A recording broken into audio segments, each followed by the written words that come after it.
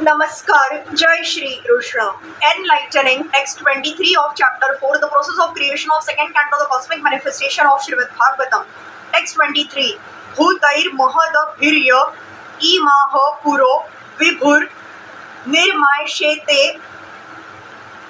yadamushu purushah bhunte gunan shodashatmakah so alan krushishta bhagwan vachamsi me. May the Supreme Personality of Godhead, who enlivens the materially created bodies of the elements by lying down within the universe, and who in his Purusha incarnation causes the living being to be subjected to the 16 divisions of material modes, which are his generator, be pleased to decorate my statements. As a fully dependent devotee, Shukdev Goswami, unlike a mundane man who is proud of his own capability, invokes the pleasure of the personality of Godhead so that his statements may be successful and be appreciated by the hearers. The devotee always thinks of himself as instrumental for everything successfully carried out, and he declines to take credit for anything done by himself. The godless atheist wants to take all credit for activities, not knowing that even a blade of grass cannot move without the sanction of the Supreme Spirit, the personality of Godhead. Shukdev Goswami therefore wants to move by the direction of the Supreme Lord, who inspired Brahma to speak the Vedic wisdom.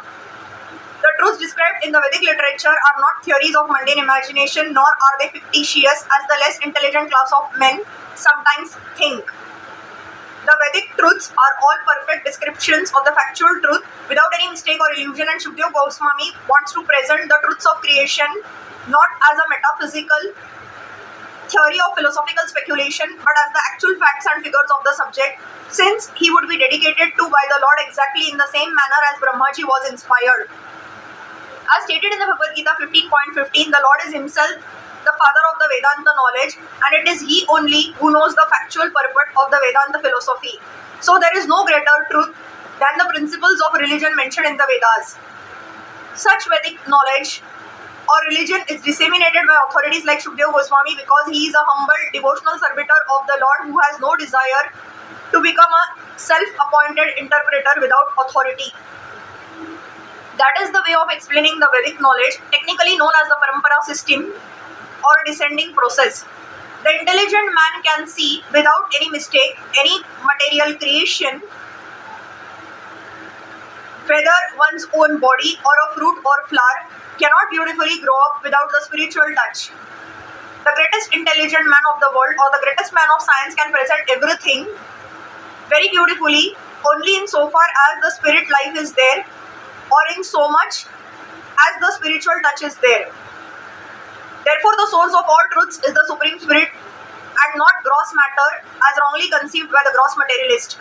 We have information from the Vedic literature that the Lord himself first entered the vacuum of the material universe, and thus all things gradually developed one after another.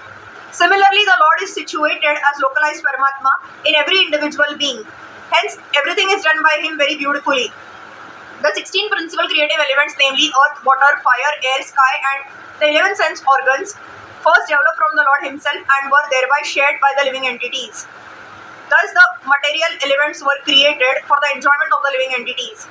The beautiful arrangement behind all material manifestations is therefore made possible by the energy of the Lord, and the individual living entity can only pray to the Lord to understand it properly.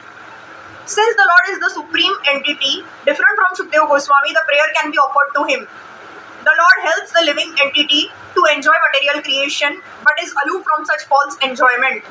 Shukdev Goswami prays for the mercy of the Lord, not only for being held personally in presenting the truth, but also for helping others to whom he would like to speak. Hare Krishna.